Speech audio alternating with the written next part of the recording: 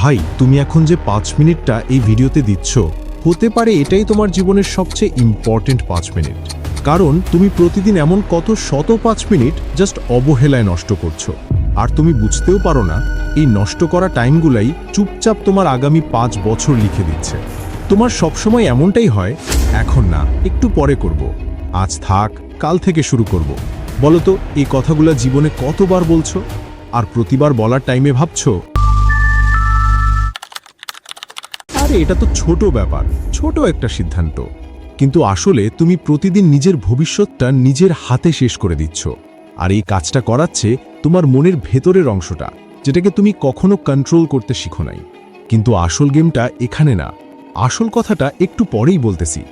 একবার ঠান্ডা মাথায় ভেবে দেখো তো, কেন তুমি সব জানার পরেও এই সহজ কাজটা বারবার করো না?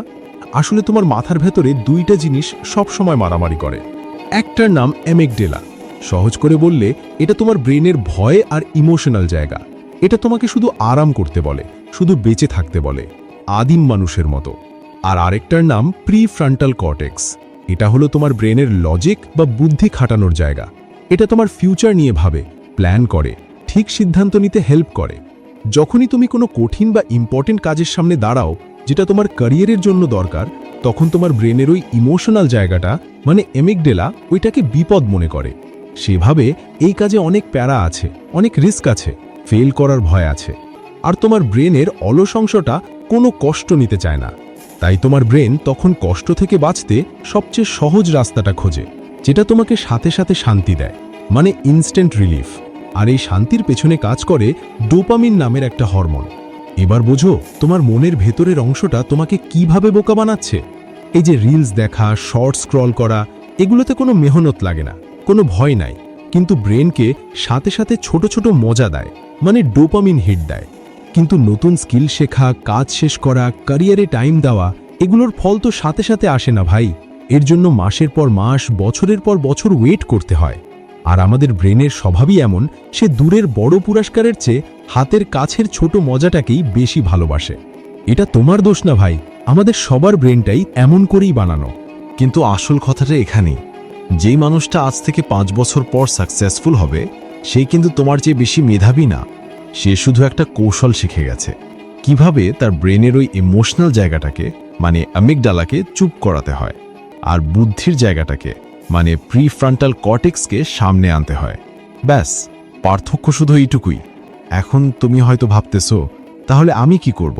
আমার তো উইল পাওয়ার কম, আমি তো মনোযোগ ধরে রাখতে পারি না।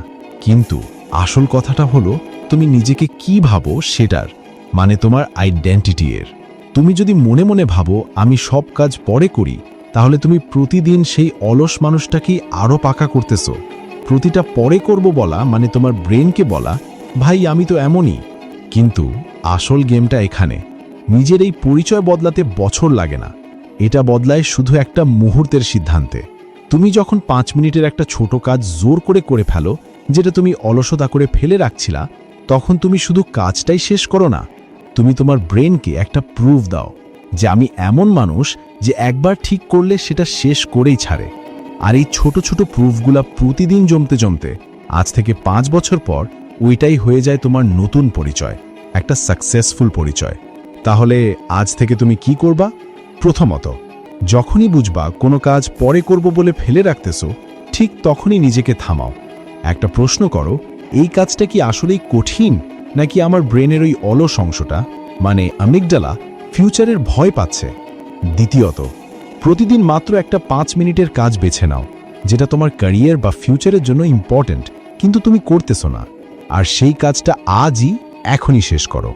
বড় কিছু না, জাস্ট একটা ছোট কাজ। তৃতীয়ত, মনে রেখো, তুমি আজ যা করতেছো সেটার রেজাল্ট হয়তো আজই দেখবা না, কিন্তু তোমার কাটানো প্রতিটা 5 মিনিট আসলে একটা করে ভোট। তুমি ফিউচারে কেমন মানুষ হইতে চাও তার পক্ষে একটা ভোট।